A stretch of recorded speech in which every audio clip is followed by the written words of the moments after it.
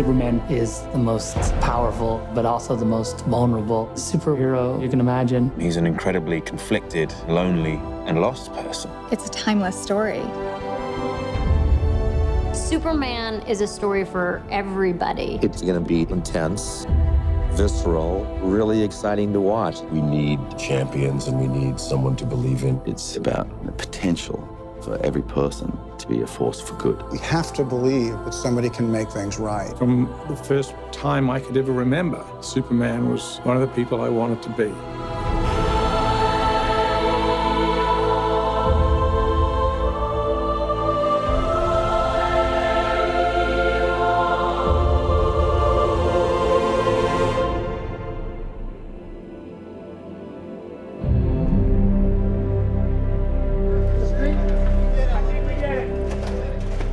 Chris Nolan was working with David Goyer on the story for The Dark Knight Rises. David started talking to him about this idea that he had about reimagining Superman.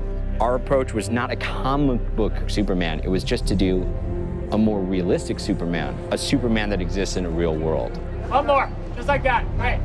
I remember I said to Zack, I don't know how you do this. I don't know how you take this character and modernize him and make him cool to a modern audience. And they pitched their ideas, and we were like, wow, they figured it out. What Chris and David did was, let's let the audience participate in the experience of being Superman without breaking the things that make him Superman. They were able to sort of make him relatable, ground him, and make him feel real. Not bad. The holy grail of the rehearsal is still out there. Working with Zack is great. His energy is always up. As much as the hours are extremely long, Zack keeps stuff interesting. Zack is very detail-oriented. He never misses anything. He just has a really strong idea of the story, and he has a really strong idea of character. Zack knows exactly what he's looking for, and he knows when he has it, and that gives you a certain amount of confidence. You'll turn, and then you just press on. One really interesting thing with Zack, he's probably chosen the hardest possible way by making it, for the most part, a single camera. You don't work on movies of this scale with a single camera. Even though we're walking around and making shots, the frame is always being analyzed and refined as we go. Boom, they come off. He wanted to give the film this feeling that even though we're dealing with a superhero, this could be going on, or maybe it could happen tomorrow. We tried to land Superman in America. It was really important to ground him in a reality that we can understand. This story is a very realistic mirror. It's a 2012, 2013 world. We wanted to have real places. We didn't want Superman to crash into a fictitious location. We wanted everything to feel as real as possible. There are ways into the story through that contemporary world. There's a real connection for the audience to understand this is our contemporary condition. The most minute little detail all the way to the biggest, broadest concept, all of it gets the same attention. It really makes the movie deeper and more interesting on every level.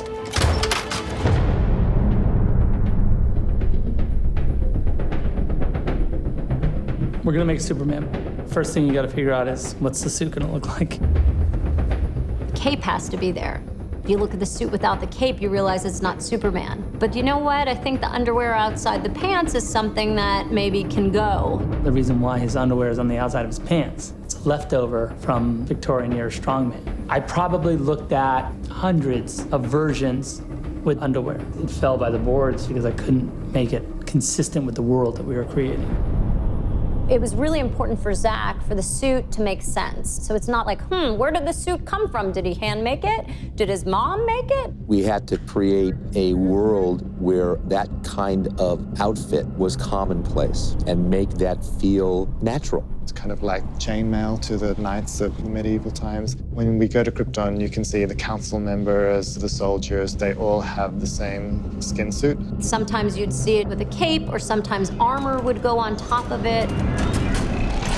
It's a really high-tech kind of fabric, which I think is a nice departure from the spandex. What's the S stand for? It's not an S. In my world, it means hope. Well, here it's an S. The Superman S is said to be the second most recognizable symbol on the planet other than the Christian cross. The fact that the S in a shield exists on the chest of a superhero from another planet is a huge design problem. So if the S glyph is related to Superman and the House of El, we see it on Jor-El and we see it on Lara as well. When you look at the council costumes, they all have their glyphs, their shield. We looked a lot at medieval heraldry and symbols of dynasties and guilds and things, so we created our own version of that. You have to go and find the why of it. You know, it's like an illuminated text. There's a reason why those monks have been redrawing that same thing for 1,000 years. It's got a very alien feel to it, while being recognizable as a suit that we know and love. It's that fine line of reinventing him, but still seeing him in there.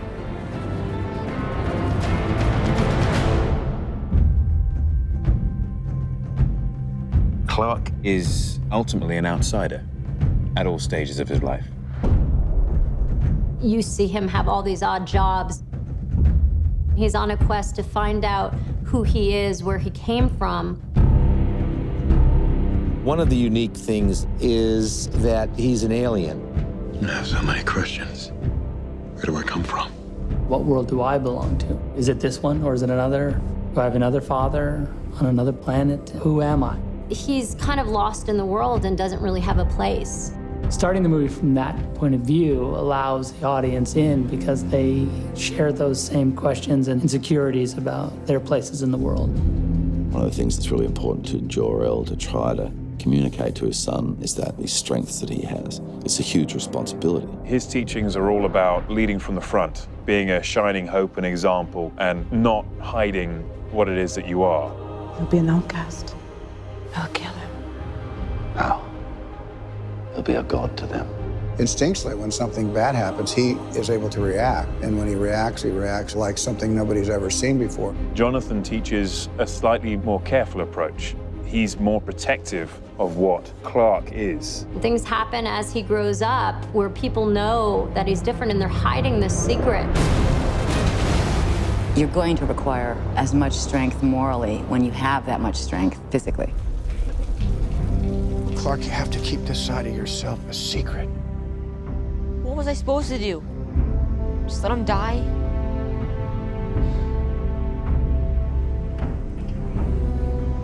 Maybe. We have this character that has all these incredible powers. Everybody wants to fly. Who doesn't want to fly? Everybody has the same dream, the defiance of gravity and all that that symbolizes. Obviously, we see Superman fly because he can control his power and his speed. I wonder what it would be like to be able to just take to the sky, to feel the wind through my hair would be the most incredible thing.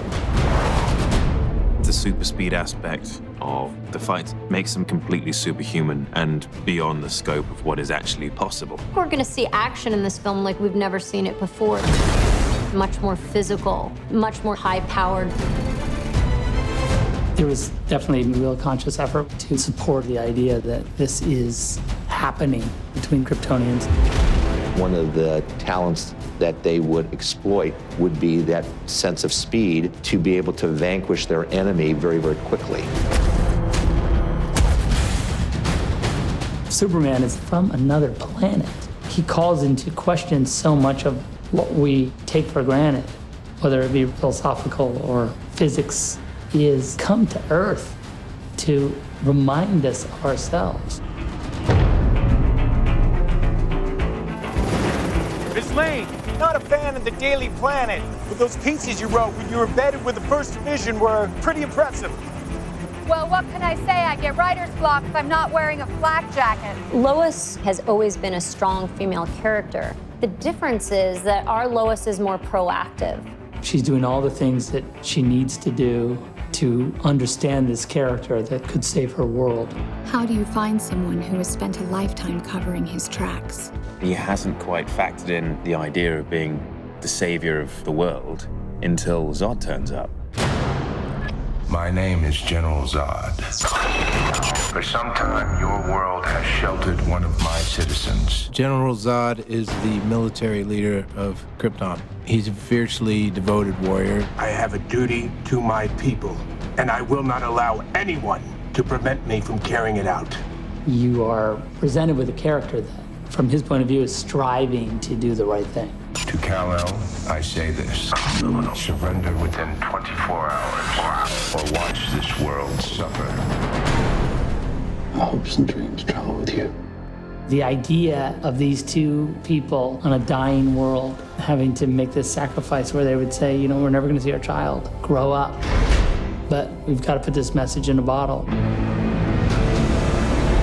Clark gets his DNA from another galaxy, but he gets his character from Jonathan and Martha. You're the answer to Are We Alone in the Universe? Can I just keep pretending I'm your son? You are my son. Kevin plays the part with such tenderness and empathy and understanding. What do you do when you have an offspring that's this powerful to instill a sense of right and wrong? Well, look at you! Superman gets a lot of his strength from Jonathan and Martha, and the strength which Kevin and Diane brought to those roles flows off them in their performance. Dusty! Mrs. Kent, I'm Lois Lane from the Daily Planet, and I'd like to talk to you about your son. The protectiveness that she had. As a mother myself, that's something that I look to instill in my daughter. I can't print this, Lois. You might have hallucinated half of it. Harry, come on, it's me we're talking about. Perry White used to be an investigative reporter, and there's still some of that in him, but he has the responsibility of keeping people within the boundaries of good taste, let's say. Laurence just made it so easy to fall into that sort of contentious relationship with me. I told you not to run with this. There's a humanity that goes through every character in this piece, whether it's Pa Kent, Jor-El, Lois, Perry White, or Zod for that matter. The actors are amazing, the director's amazing. I feel very, very lucky to be a part of this.